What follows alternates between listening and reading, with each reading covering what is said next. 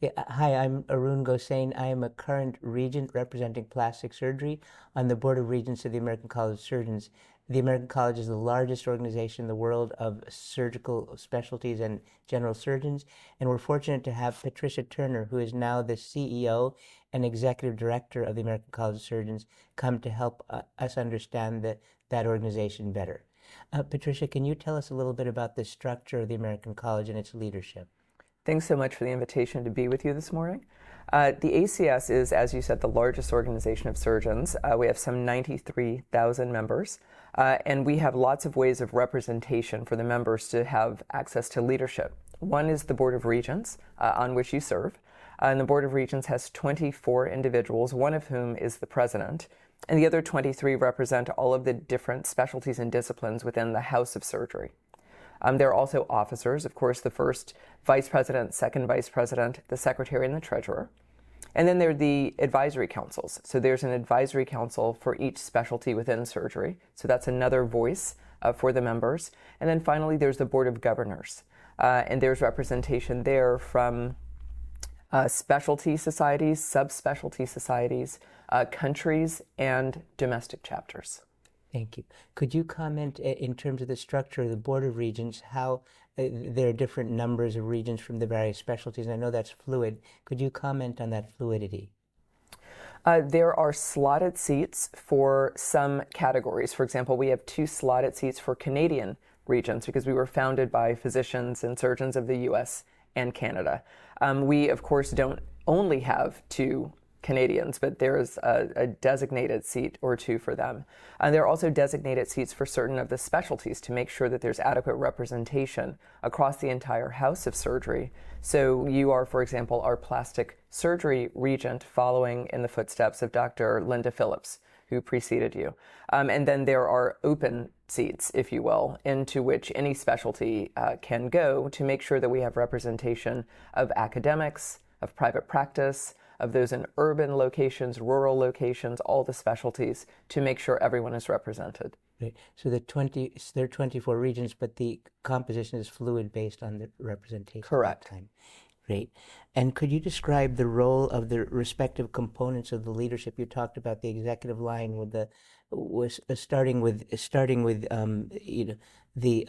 CEO, executive director, their interaction with the levels that interact with them, the regents, the board of governors, etc. So as a CEO, I have responsibility for all of our staff. So we have some nearly 500 employees at the ACS, and they are all extraordinary contributors to the work of the ACS, working with our surgeon leaders. Then we have our elected presidential line and elected leader line, as you've suggested. So I work closely with the president of the organization, who is functionally our ambassador. They are going to chapter meetings, they are going to international society meetings, they are going to domestic specialty society meetings, and really are the face or the ambassador of the organization. And we have our vice presidents who also serve in that leadership role.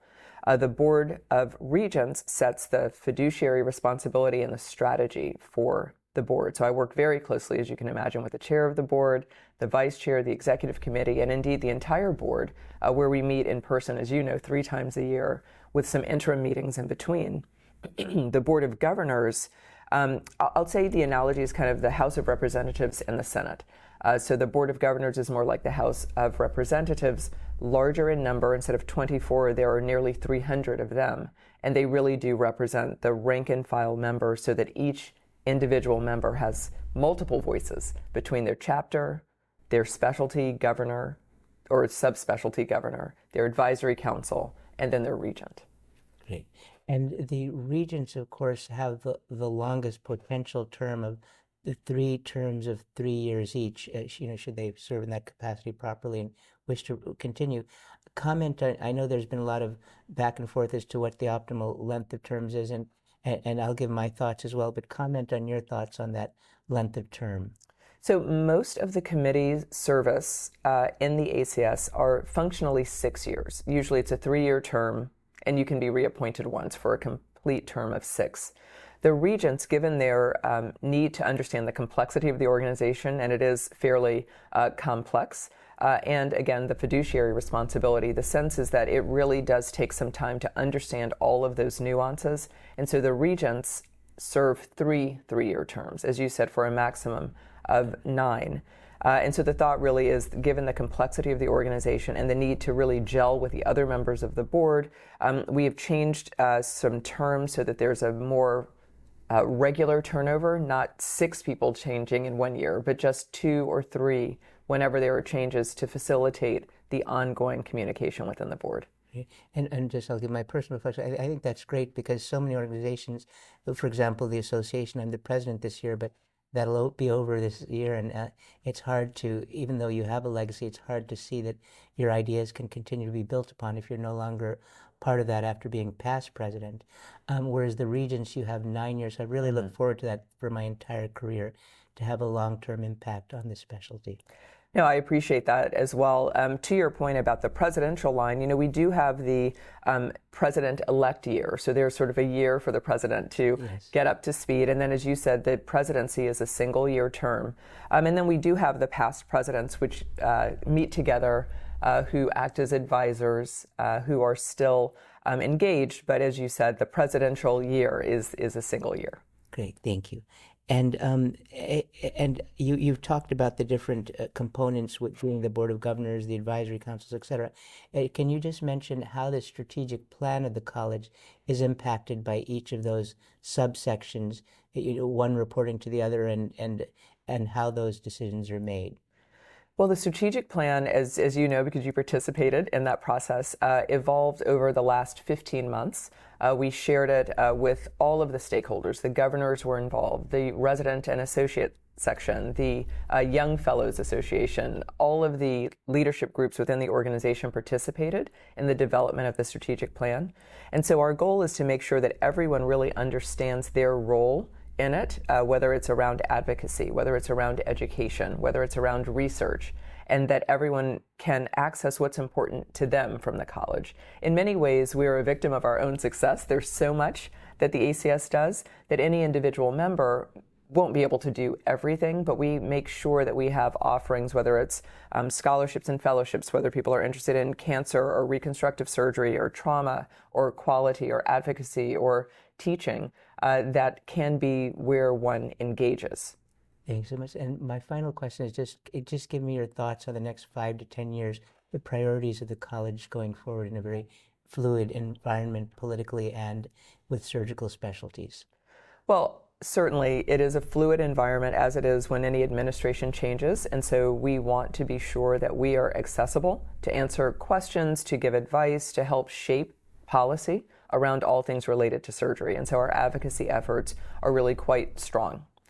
In addition, we are always engaged in quality improvement. And so working with the specialty societies, we definitely engage in that sort of collaborative relationship to think about quality improvement programs that may work in a collaborative fashion. And so that continues to work, whether it's breast or cancer or trauma or reconstructive surgery or thoracic or what have you.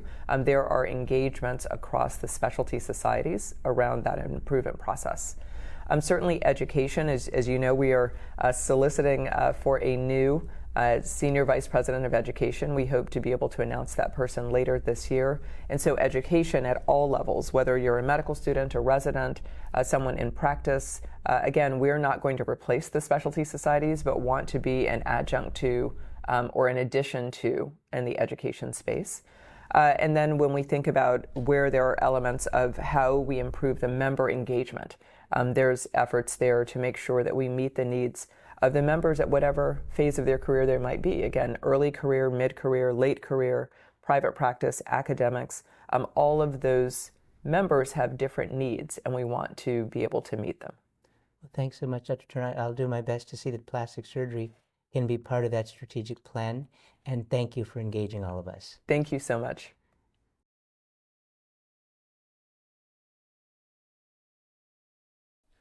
Hello, I'm Dr. David Levine, host of the ICON Project, and welcome back. Today's date is May 24th, 2025, and I'm at the Lost Pines Resort in Austin, Texas, for the American Association of Plastic Surgeons meeting. Today, we will be undertaking an ACS Board of Regents panel moderated by Dr. Arun Gosain and myself. The first thing I'd like to do is introduce the three participants, Dr. Gosain, Dr. Levin, and Dr. Phillips. Each participant will give us their perception of their role as a regent, and why don't we start at the end of the table and work our way down. Thanks. Arun? I just want to introduce, I'm Arun Gosain, the current regent representing plastic surgery. My colleague Scott Levin, who was the prior regent representing plastic surgery / orthopedic surgery, and Linda Phillips, the prior regent representing plastic surgery. The two regents who could not make it today are Mary McGrath and Ray Morgan. Between those regents, it's the last 40 years of representation of the regents on the American College of Surgeons. And the reason I thought this is such an important interview is all of those regents from plastic surgery have been presidents of the American Association of Plastic Surgeons. And Scott, being dual trained, I'm sure is going to be a president one day as well. So let's go on, David. Right. And as Arun said, he's the current Board of Regents representative. So subsequent participation of the American College of Surgeons, which is the largest surgical group in the world, and it represents the multiple specialties, general surgery having the largest representation, 89%, and plastic surgery at 53%, orthopedic 8%, and ENT 27%. At this point, I'd like Arun to comment on the distribution overall and reflection on the specialty that you represent. Great. So just looking at those numbers, Scott, your comments about orthopedic surgery and how are they represented in the American College based on the percentages, both on of the ACS members and the active ACS members who are orthopedic surgeons? Thanks, Arun. First of all, I'm very happy to be here with such distinguished colleagues and friends. I'm a big believer in the College of Surgeons. Arun, your question specifically is the percentage of orthopedic surgeons who are ACS members. So only 8% of, say, 35,000 American Academy of Orthopedic Surgeon members are members of the orthopods, are members of the college. And then that boils down to only 2.2% of the total college members. There's about 85,000, Linda, worldwide, last time I checked. So that's, say, 1,700 orthopods, and that includes our global representative. So my whole position has been that 45% of the College of Surgeons are specialists. And as things have evolved, as specialty care has evolved, as our respective disciplines, plastic surgery, orthopedic surgery, no exception, have become more and more specialized. The burn group, aesthetic surgery, hand surgery, microsurgery, pediatric surgery, even gender reassignment in orthopedics, shoulder and elbow trauma. The core surgery has perhaps become less important in terms of using the college for education within the specialties, but in my humble opinion, critically important for the house of surgery, as we call it, and common issues that we all share. So that's a long answer to say that I think both orthopedic surgery and plastic surgery should be better represented for the reasons that I just mentioned. Linda, your thoughts on plastic surgery's representation? I would say that given the fact that 53% are ACS members and we are 6.6% of active ACS members, and the other surgical disciplines that are considered specialties have a larger representation, that we could and should expand our representation in the room of the Board of Regents. Great. And just for both of you to answer, how do you think we can improve those numbers for both the percentage of our specialty who are ACS members, because we can't change the fact that we're a minority of the 90,000 members of the college, but how can we make our membership more robust? Those of us who serve in leadership positions need to use that position to remind people of the importance of the house of surgery, as Dr. Levin has called it, and as the college likes to call itself. We are surgical disciplines. We are not specialties or subspecialties. We are all surgeons together. And we are a large group, but we are much smaller than all of the non-interventional groups. And we need to be together and work together to maintain the importance and support that the surgeons need. Can I ask a question right there? When you say non-interventional, what specifically you're talking about? This is a group of surgeons. So I would assume they're all interventional, that they all do surgery. So when you talk about medicine as a whole, we are the only ones who are fully interventional, do procedures. And we are way outnumbered by those who do not do procedures, who are not surgeons. Okay. Yeah. Yeah, and Scott, go ahead. You reflected on the importance of all specialties in the House of Surgery. Did you want to expand on that at all? I do, only from the standpoint that I think the college, because it's, I'm going to be very honest, it's while I embrace the college and I value it, it's been general surgery heavy, because that's how it started, as before the super specialization, if you will, or the surgical specialties within the specialties having their own disciplines. And I think the job of the college, Arun, is to demonstrate their inordinate value on many levels, in research, in education, in clinical care, in quality, in advocacy, in global health, in outreach. The college is so powerful, but the specialties have to see it. And our young people coming out of their training have to see the value of the College of Surgeons. And I think communicating that value has been a challenge for the college, but it's also an opportunity as we go forward with common problems we're facing on the areas that I mentioned. Thank you. David, did you want to comment? Well, my question was, again, because I'm not as involved with this particular aspect, is how old is the American College of Surgeons? When were they formed as a group? I know our society formed its board back in the 40s. At least that was when the first journal came out. Yeah, it's about 10 years older than the American, because they started around 1910, we started around 1920. And the purpose was to organize and distribute information in a coherent... Well, to set standards. Set standards, okay. Great. And so I think the next question, flowing on what Scott has just said, is how did each of you gain the trust, being that you're a minority voice, you're a specialist, how did you gain the trust of all of the other regions? There are 24 regions, and how did you make your voice heard? Start with Scott. Well, the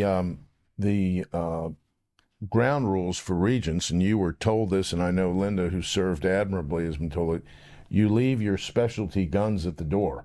You enter as a card-carrying member of the College of Surgeons. And as I mentioned before, things like advocacy for all surgeons, improving the standards of care, improving access, improving the approach to the aging surgeon, or the approach to the resident who comes out and is not quite ready for practice. There are universal problems that all of us have in surgery.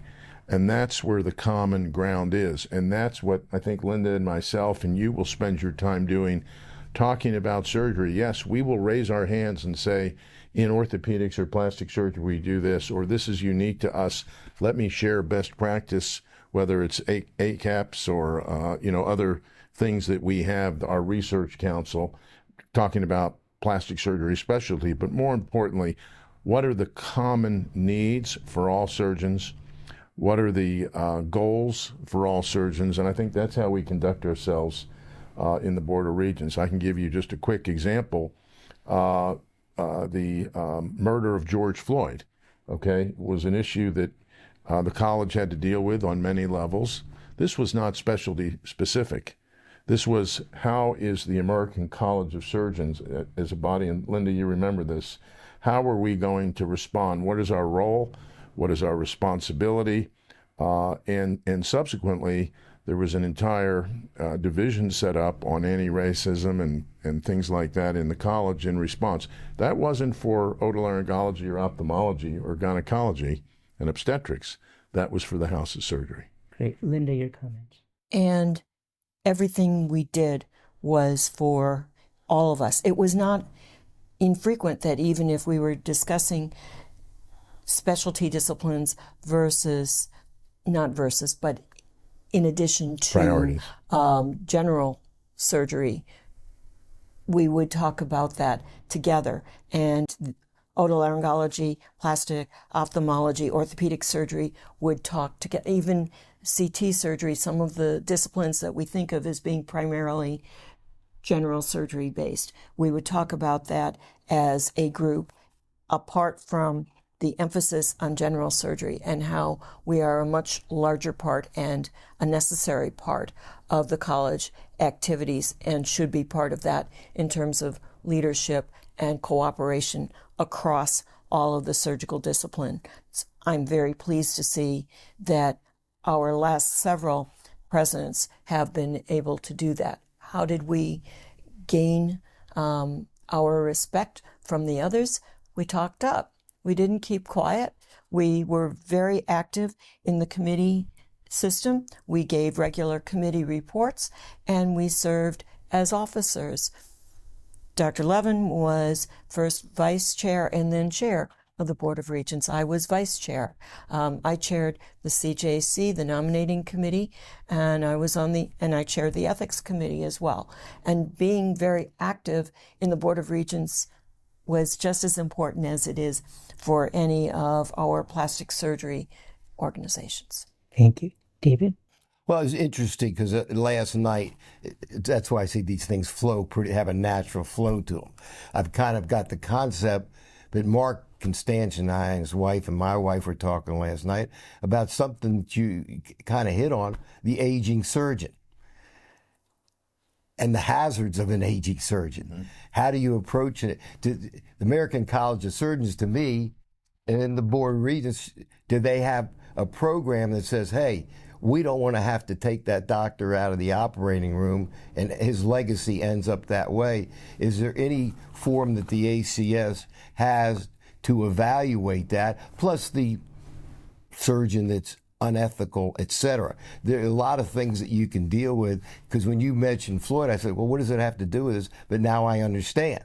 So I appreciate your comments on that concept of the aging surgeon and the surgeon that shouldn't be doing surgery. You know, the motto, if I may, Arun, Go ahead. The motto of the college is to serve all with skill and fidelity. And we're talking about our patients and patients all over the world. But I think that motto also extends to our colleagues and our surgical colleagues and our medical and ancillary healthcare colleagues. And I have to credit the legacy of Jeet Sachdeva and the educational efforts of the college, in that it's not just teaching robotic or laparoscopic surgery, but it's also looking at these issues such as the impaired surgeon, the aging surgeon. I shouldn't use the word aging, but the surgeon who's in transition into practice and then out of practice. And they have had courses, they have leadership courses that are held on how surgeons should be leaders. Again, I bring up just the advocacy. Linda mentioned CJC, but it's the committee, the judicial committee of the college, looking at surgeon behavior, and we should police ourselves. And Linda did an admirable job as chair of that committee. We take the outward appearance of the college in the communities, in all sorts of communities, in the military, in the private sector, in the academic center, very, very seriously in terms of how our colleagues are perceived. And that committee, the Central Judicial Committee, also has oversight on those surgeons who are not practicing at the level that they need to be. And so we have oversight with that, with sanctions that are fairly strong. Oh, yeah. In addition to that, we have a very robust curriculum in ethics. And those programs are applicable to all surgeons, not just any one subset. They are across the board, and they help not only to serve as role models, but also to some extent for oversight. One of the things that I would say, another key word about the impact of the college is on quality. And I want to just recognize people like Cliff Coe and the legacy and the leadership of Dave Hoyt for really creating outstanding quality programs in trauma, in cancer care, in general practice, and even in pediatrics. And so the House of Surgery stands for quality. And so the transition into practice and out of practice assures that we maintain quality of care at any level. Great. Could I just ask each of you to comment on what were the major things you wanted to champion when you started your term as Board of Regents, and then the thoughts you had as you started getting to the end of your tenure? How did that evolve over time? Let's start with Scott. Or Linda, go ahead, Linda. So, making our own plastic surgeons more aware of all that the plastic surgery group can get from the college and contribute to the college was important, and it still was at the end. I would say that our advisory council, which includes our governors and representatives from our different organizations, did an admirable job at getting us all connected as well and participating in that. And in leadership roles, many of the presidents of our organizations did a huge job in bringing that forward. That was part of it. And then making it clear that we were a type of discipline that is a glue, and we connect with all the other surgical disciplines, because what we do with our reconstructive surgeons makes it possible to do more advanced complex surgery in the other surgical disciplines. We are the ones who can help facilitate that. And that finally, many of us are aesthetic surgeons, and we bring that into our reconstructive practices as well, but we stand for the same quality in our aesthetic practices as anybody does in any other surgical discipline. Your thoughts, Scott? Yeah, so the regential term is three consecutive 3-year terms. So you serve as potentially 9 years, depending on your participation, and every 3-year review. And then at the end, there's a vice chair and a chair of Board of Regents. You're elected by your fellow regents to that position, and I was very honored to serve as chair of the Board of Regents. I think you start off as a regent listening and learning. Many of the regents started on the advisory councils, which I did in orthopedics, then Board of Governors, serving our various organizations, whether it's Craniofacial Society or the Hand Society or the Micro Society, if I use plastic surgery, as a governor. And then you're nominated and elected to the regents. In the early years, you listen and you learn the workings of the college. You also feel compelled to build relationships with your fellow regents. After all, it's a board, right? So the acronym from Bob Acklin, my micro teacher, together everyone achieves more. So if you develop a close working relationship and mutual respect with your other regents, that can really have impact, and we saw that. And when I came in, my feeling was the college, among the specialties, ENT, OB, and so forth, was always focused, my perception, and a lot of truth to it, on general surgery.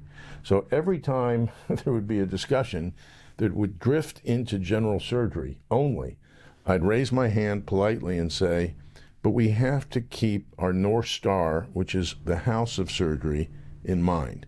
And I eventually, was elected as chair of the Board of Regents. Linda was the vice chair. That doesn't come from nothing, as we say. That comes from the mutual respect of our peers from all the other disciplines. And again, it's how do we move the discipline of surgery forward? Not a specialty, but the House of Surgery and the college forward. And I think I was able to, at least with a sort of a military perspective of creating platoons and platoon leaders, which was each surgical discipline. Here are your marching orders. Here's what I want you to do. I want you to go back and talk to your surgical specialties, the American Board of Neurologic Surgeons, the otolaryngologists, the American Board. What are your needs? Bring your needs of the college to the Board of Regents and to the House of Surgery to the college. Let us work on these critical issues for you. And I think that voice was heard. And in making that voice, the regents represent the governors. They help to represent the advisory councils. They have to represent the resident and fellows group. How did you get input from all of them to say, this is what we want for the House of Surgery? I assigned them. I said, you're no longer, it's a passive train ride. Your assignment is to go back, and I'm asking you to bring me tough questions, bring us your problems in your specialty, and let the college work on them. Our hand trauma program that we established with the Hand Society, General Surgery, Orthopedics, Plastic Surgery, and our Trauma Centers of Excellence is a clear example. Right now, we're working on an independent committee is looking at GME and the 80-hour work week, which is threatened. So the college can do many things for all of surgery. They set priorities, they have strategic planning, and they execute those plans with the resources and the input from the regents. Linda? So I never missed a meeting with our advisory council. I was on any calls, and we had regular emails. When there was a question coming out of the Board of Regents, I would send it to the advisory council and ask their thoughts, and from their organizations, their thoughts. I regularly met with the Board of Governors leadership, which is part of what the vice chair is assigned to do, and attended their board meetings and their phone calls as well. And then repeated at any meeting that I was at what was coming out of the Board of Regents, reporting back to my specialty organizations and to the advisory council members, to the specialty organizations that I wasn't a part of. The tenure of a regent is up to 9 years. Comment on whether you feel this is valuable and why. Well, this question has come up several times. Quote, should we give other people a chance? And I think you can look at it two ways. As I said, the college, like any large organization, is complex. I think it takes a while in any domain to build relationships with colleagues on the professional side in an organization and also on the personal side. I mean, we've made many professional friendships and personal friendships, which provide strength to the working Board of Regents. So the regents, to a man and to a person, to a woman, take it very, very seriously and are engaged. And I think although it is a potential 9-year term, it's 3 years, 3 years, and 3 years. So if somebody is perceived by an objective external review, by their peers and leadership not to be participating, then that position can be turned over. So I don't think, and again, of course, Linda and I have served the 9 years. I don't think it's too long. And I think also the people hearing this interview need to understand, and Linda can substantiate this, that it is a huge commitment of time and investment. We do it with pride and we serve for surgery, but it does require a fair amount of time and, trips to Washington and trips to Chicago to deliberate and to have planning sessions, and the board convenes and does a lot of work. And, again, it's not just 2 or 3 times a year. We're working as a regent, should be working every day to advocate for surgery, and I try to do that. Arun or Linda, do you have any to add to that? Go ahead, Linda. It's not just those 3 in-person meetings, which go along with the college, and then there's a February meeting and then a June meeting as well, and those are weekend meetings. There are also the intervening phone calls, and then for any committees that you're on, there's additional work, there's additional calls, emails, and routinely I would have my email time, my phone time for Regent work on a daily basis. And that's the way I thought that it should be. In addition, I think the fact that we had projects and we were proud of those projects and bringing them to fruition and what they would help. For instance, the paper on fertility and pregnancy was done by the college for those in training and those who are in practice. There was the racial violence and the DEI. There's the work hours, firearms, safety in firearms, not gun control, but a way to get a coalition of people for safety. And then also trauma. And then there was also we had military outreach. Military outreach. The whole COVID, we put out so many papers then about how to manage it, how to keep our surgical workforce safe and yet active and doing what needed to be done for our patients. So as things came up, we took care of it. We addressed it head on. I think COVID's a great example. I have to comment on that because the central office, along with the regents, we stood up a separate communications task force. We were meeting 2 and 3 times a week, David, for an hour or more, putting out newsletters, best practices, culling the literature, putting things out on the website to help our members. And we served as a central resource. But to circle back to the 9-year question, it takes several years of sitting in the Regent's room to develop that coalition amongst all of us, 24 in the Regent's room, and it takes many more years. In fact, several presidents in a row have said that just to learn what the college does, having been a regent, took additional time when they came into the Chicago main office to do it properly and serve with fidelity. So my final question to all of you, starting with Scott, then Linda, then myself, the directions that the Regent should pursue in future years. Well, this is a great time for surgery because there are many challenges ahead of us in healthcare delivery and policy, in education, and I still feel that the college is the best organization to serve as our rudder as we go through these challenging times. We're always going to have challenging times. There's always going to be things that we have to work through, but surgeons are problem solvers. And I remain very positive, and I guess the Wall Street term is bullish on the American College of Surgeons. First of all, they attract, present company included, and I know you both very well, they attract incredible talent. People that come into the regential room and our board of governors, our advisory council members, these are volunteers who are passionate about surgery first, and then second, their specialty, as they should be. And there's an expression, and I'll leave you with this, and I'm a hand surgeon, as you all know. Bill Burkhalter was a Vietnam Army surgeon in Vietnam who became chief of hand surgery at the University of Miami. And he rose to become the president of the American Society for Surgery of the Hand. And in his presidential address, he said, some people choose to look at this as the worst of times. Others choose to look at these as the best of times. And I choose to look at these as the best of times. And that's what I would say currently in our state.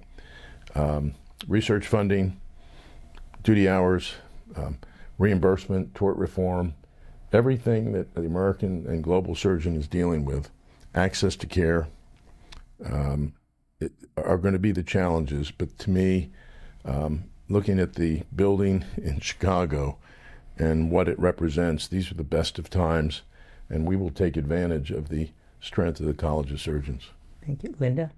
We have an opportunity to be strong and to make strong statements, as we have with our position papers, in support of our patients and the surgical workforce across all of the surgical disciplines.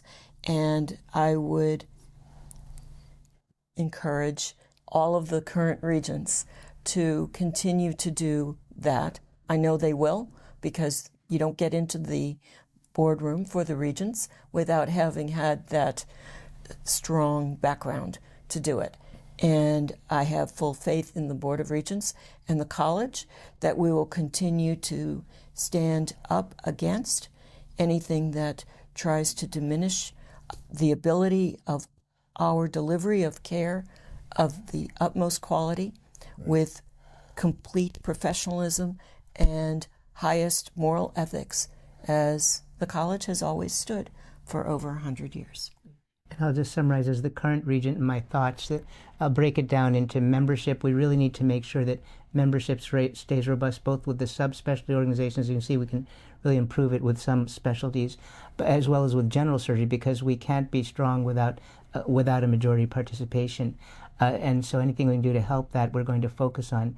Education, we want to make sure that all members of the college, whether it be general surgeons, plastic surgeons, orthopedic surgeons, feel that the educational content provided by the college is of value to them. Advocacy, we all have our pet peeves on what needs to be done, but there's no stronger voice in surgery than the college, and we need to get all of our fractionated organizations together through the college to leverage advocacy. And finally, quality improvement, as we've mentioned through our registries. We need to stay up with current times, whether it be AI to help us comb through data or patient-reported outcomes to help us not miss data. I think those are going to be the challenges we'd like to focus on.